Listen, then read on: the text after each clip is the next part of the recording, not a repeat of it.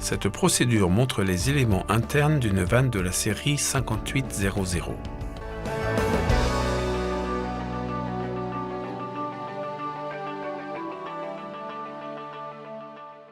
Voici la nouvelle vanne Pentair 5800. Cette vanne offre une grande polyvalence ainsi que des caractéristiques très utiles. Le démontage de cette vanne permet de découvrir toutes ces caractéristiques.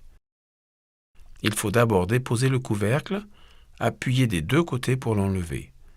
À l'arrière, enlevez la vis maintenant le piston sur l'ensemble d'entraînement.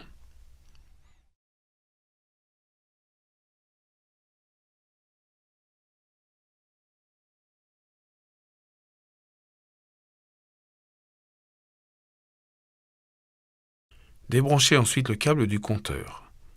Il existe différents câbles de compteur selon le type de compteur utilisé. Après cela, enlevez ces deux vis de l'ensemble d'entraînement.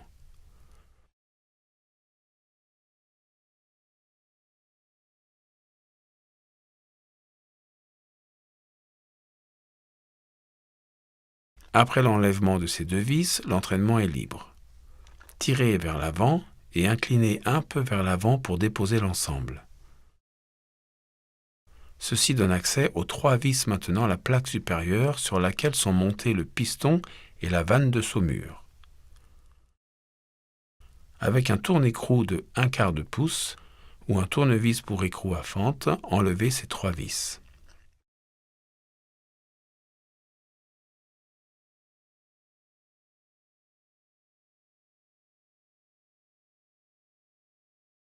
Tirez ensuite la tige du piston et le capuchon supérieur pour les séparer de l'appareil.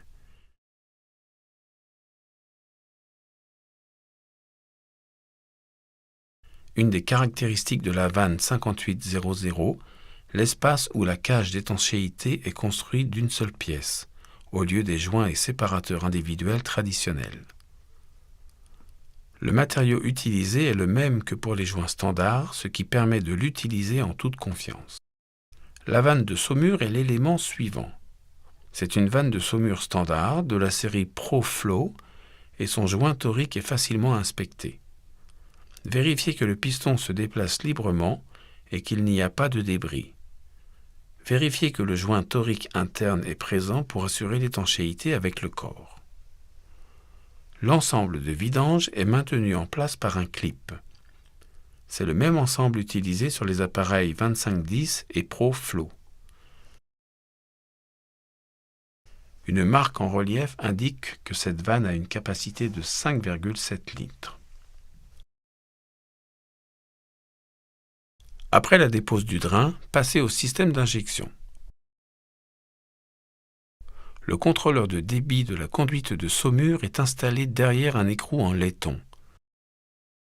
C'est le contrôleur de débit de la conduite de saumure standard du système 1600.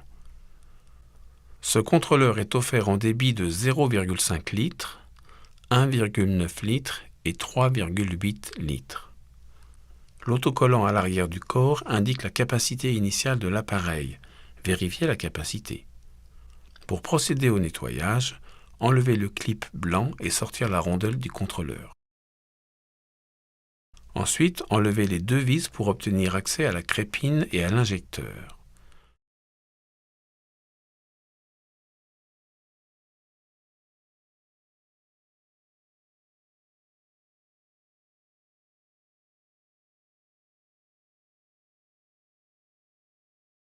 L'autocollant sur le capuchon indique le modèle du contrôleur et de l'injecteur initialement installé dans l'appareil. Déposez la crépine. Cette crépine est la même que celle utilisée dans l'appareil ProFlow. Ceci donne accès à l'injecteur. Il est possible d'utiliser une pince à long bec pour sortir la pièce blanche interne. Il ne faut pas pincer la pièce centrale noire. Une meilleure option est d'utiliser le clip rouge de l'appareil 7000. Tirez tout droit pour sortir l'injecteur. Les deux segments de l'injecteur sont enfoncés l'un dans l'autre. Tirez pour les séparer pour obtenir accès afin de nettoyer les orifices aux extrémités. Pour le remontage, prendre soin de ne pas les tordre, car il faut avoir le bon espacement entre les deux éléments. Maintenant, rien n'est dans le corps en dehors du joint torique et de la vanne de saumure. Les accessoires tels que les compteurs et les bypass peuvent encore être assemblés. Passez maintenant à la tête de commande. La tête de commande est conçue pour offrir de la polyvalence. Le couvercle utilise une couche supérieure flexible en plastique et un insert. L'insert peut être bleu, argenté ou noir en option. Il est possible d'enlever l'insert pour le changer. La vanne 5800 a un système de contrôle polyvalent. Un nouveau système est offert pour le 5800 LXT. Le contrôleur SXT offert est le contrôleur résidentiel FLEC établi. À l'avenir, il sera possible d'installer d'autres contrôleurs. Pour déposer le contrôleur, appuyez sur les deux languettes supérieures, vers le bas et l'avant. L'enlèvement de la plaque avant permet d'avoir accès aux 3 points de connexion. Le connecteur supérieur est pour l'encodeur optique et le moteur. Le second connecteur est pour le compteur si le système en est équipé. Le connecteur inférieur est pour l'entrée CC du contrôleur. Tirez vers le haut et enlevez le contrôleur. S'il faut le remplacer, toutes les connexions à l'arrière du contrôleur sont au même endroit. Les deux appareils sont équipés d'un bouton de réinitialisation. Avec l'appareil hors tension, appuyez et maintenir pour effacer la mémoire de l'appareil. À partir de ce point, le démontage de la tête de commande est la même pour tous les systèmes de commande.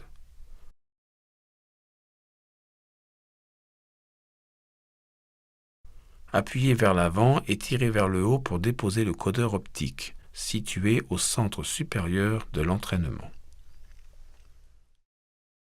Débranchez ensuite le câble du compteur, si le système en est équipé. Le câble est retenu par 2 boucles à l'avant de l'appareil. Tirez vers le haut et séparez pour le libérer. Mettre le câble de côté après sa dépose. Tirez vers le haut à l'avant de la plaque et vers le bas à l'arrière pour enlever le câble. Tirez à travers l'arrière pour libérer le connecteur. 4 languettes, 2 en haut et 2 en bas, se trouvent à l'avant de la plaque de support. Appuyez sur ces languettes tout en tirant la plaque avant pour enlever la plaque supérieure avec le connecteur d'alimentation.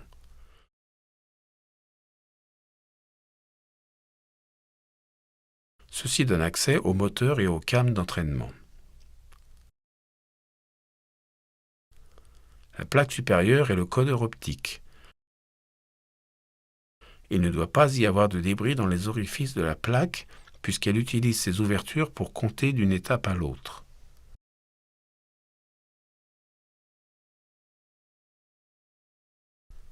Tirez tout droit vers l'avant. Notez que le dessous de ce pignon a la forme d'un Y, ce qui ne permet l'assemblage que d'une seule manière. Le trou dans la came d'entraînement permet l'alignement entre la came d'entraînement, la came de saumure et la plaque de support. Ceci facilite l'assemblage et évite d'endommager les pignons.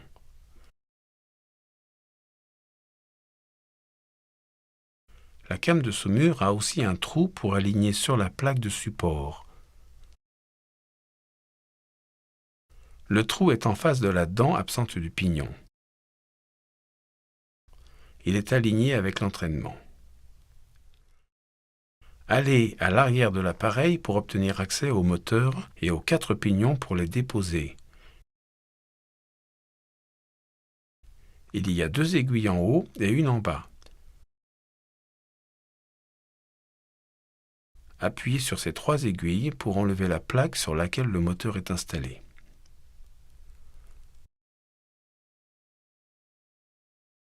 Le moteur est équipé d'un réducteur à 4 pignons. Ces 4 pignons sont identiques et en cas de dommage, commandez seulement le pignon endommagé. Et ils peuvent être réassemblés à n'importe quelle position. Un moteur en courant continu est utilisé parce qu'il consomme moins d'électricité et permet de passer plus rapidement d'un cycle à un autre. Il est possible de le remplacer très facilement.